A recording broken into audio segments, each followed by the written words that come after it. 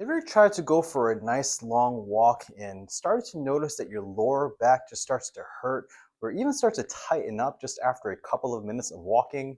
Now, at first, you think that the pain will just kind of go away the more you try to walk it off, but instead, you might feel that your back just gets even tighter and even more painful to the point where you have no choice but to stop and to sit down and rest.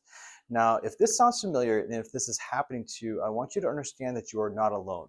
And in this video, I want to explain to you why this is happening and more importantly, share with you some tips and strategies that you can use to reduce your pain so you can start to learn how to walk comfortably again. So walking is one of the best forms of exercise and is one of the most popular forms of exercise amongst all of our clients because of the fact that it's low impact, it's very easy on your body, it's great for your heart and great for circulation and also helps keep your muscles and joints active. But for some people, what should be a very simple, enjoyable activity can quickly turn into a source of frustration because of chronic back pain. We often see patients who are doing their best to stay active, but again, just after a couple of minutes of walking, their back just starts to feel like it's tight or tired or fatigued, and the pain gets so bad to the point where they feel they just need to sit down or to lie down just to get some relief. And this often leaves some of our patients wondering, is this something that I should just push through the pain, hoping that it'll get better over time? Or should you rest and wait for the pain to go away? Or is this a sign that something more serious is going on? Is walking something that you might need to give up because of something like old age or arthritis? But here's the truth, walking shouldn't hurt your back. And most people, regardless of their age or activity level, should be able to walk without pain. And if you are experiencing pain or discomfort, it's not something that you should just push through, or it's not something you should just give up entirely or to avoid walking altogether. Instead, this problem usually is a sign of an underlying issue in your body that needs to be addressed. And the good news is, once these issues are addressed, your walking can improve dramatically and sometimes within just a matter of a couple of days or a couple of weeks. So, what I'm going to do next is just talk to you about what some of these underlying issues are and how these issues could be causing lower back pain. And most importantly, I'm going to share with you some tips and strategies that you can use right away to start addressing some of these problems today. Okay, so the first common problem that we see that causes back pain in our patients when they try to walk has to do with tight hips. So recently we worked with a woman who had just turned 62 years old. She's very health conscious. She regularly goes to the gym, she does exercise classes, she likes to go hiking, and just tries her best to stay in as fantastic of shape as possible. So that's why it was so confusing and even frustrating for her when she started developing these very severe spasms and also just sharp lower back pain while just going for simple walks over the past couple of months. Now, like most people, she thought the problem was coming from her back, which means she tried using ice packs and heating pads, got massages, and even chiropractic adjustments that focus on her lower back. And while these treatments may have helped temporarily, she realized that her back pain was just getting worse over time and she didn't know why. It got to a point where she couldn't even walk for more than 10 or 15 minutes without needing to stop to sit down and rest. And this caused her to worry. Again, she'd always prided herself on staying active and doing everything to just maintain just tip-top health. But now she was scared that she'd pushed her body too hard in recent years. She feared that her pain and aging might force her to do something that she just didn't want to do, which was to slow down. However, when we assessed her, we discovered something very surprising, in that the real source of her pain wasn't coming from her back at all. Instead, it was coming from these tight hips. You see, the hips are the foundation for your spine. And if you can imagine a building with a weak or unstable or unbalanced foundation, the entire structure that sits above it is at risk for failure.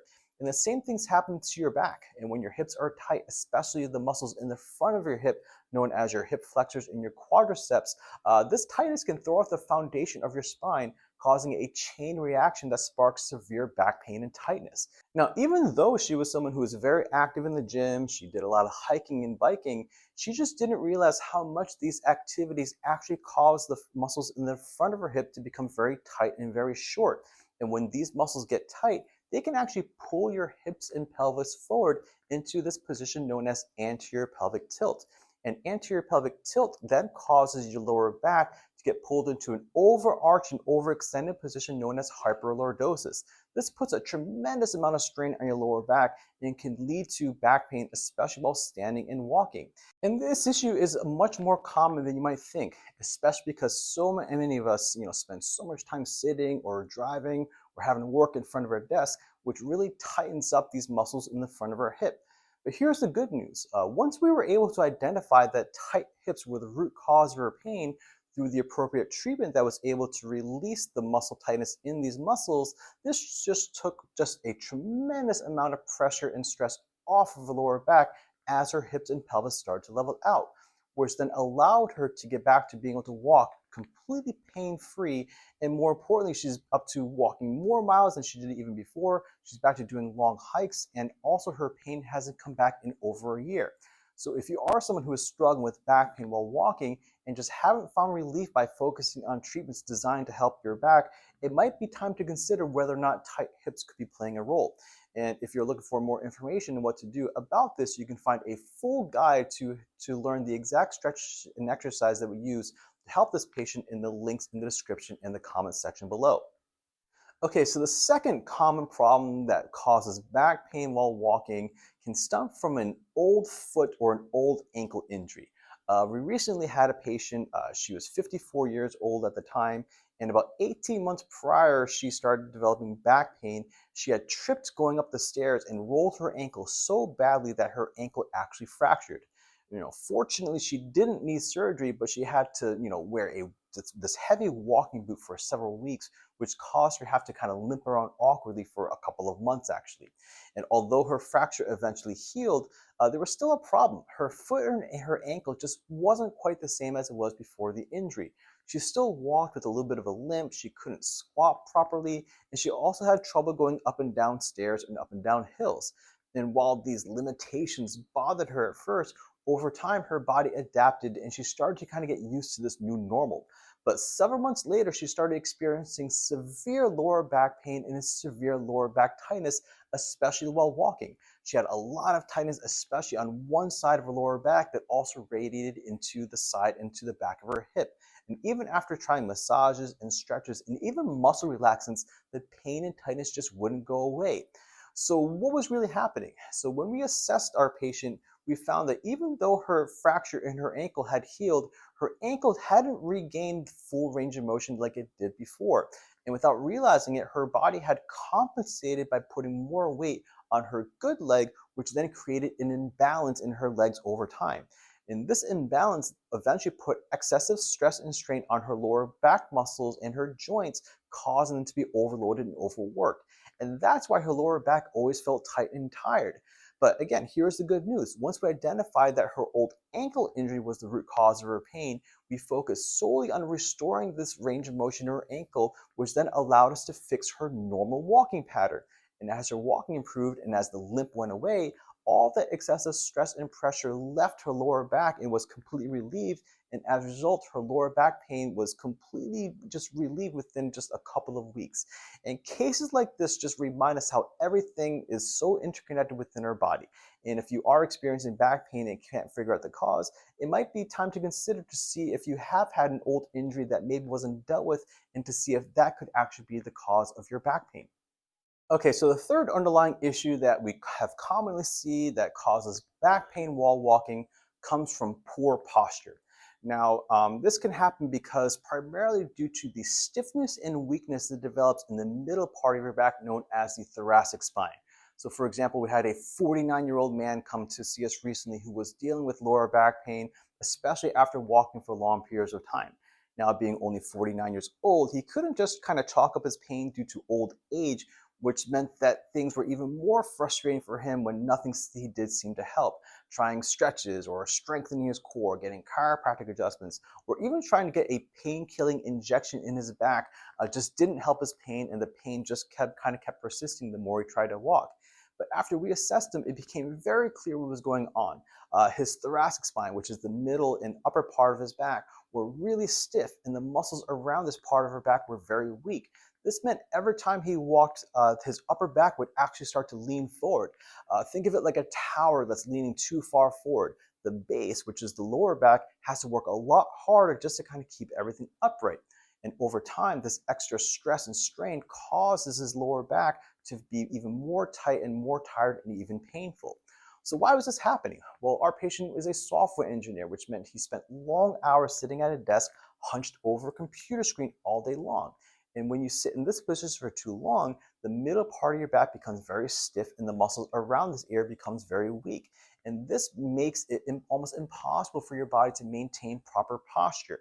So with this information, instead of focusing our treatment on his lower back where he felt the pain, we took a different approach, which we focused on solely on increasing the range of motion of his middle of his back and also strengthen the muscles in the middle of his back to help him increase his posture.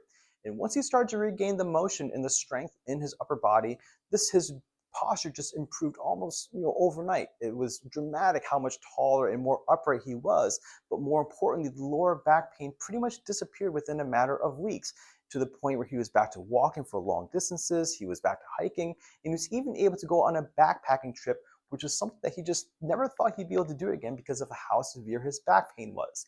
So if you're dealing with persistent back pain and can't figure out why, it might not be coming from your lower back. And that's the main point I want to address. And sometimes it's the areas above or below where the pain actually is that really needs attention. And in this patient's case, addressing the stiffness and the weakness of his thoracic spine to improve his posture made all of the difference. All right, so that's it for today's video, where we've gone over 3 very common but also very fixable problems that could cause lower back pain while walking.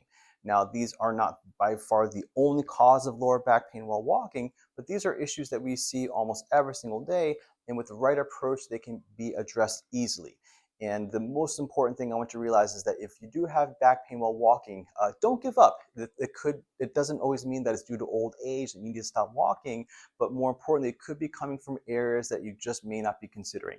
So for more information, we've put together a full video series called How to Heal Chronic Lower Back Pain by Fixing the Root Causes. In this series, we'll walk you through step by step how to identify which of these issues you may have and give you some very simple exercise that you can start doing right away to try to fix them. And these are the exact same stretches and exercise that we use with our patients here in the clinic. And the goal is to share with you the tools that we've been able to use time and time again that have been able to generate success for a patient. And my hope is that some of this information may help those of you out there as well. So thank you very much for watching. I really hope this video is helpful for you.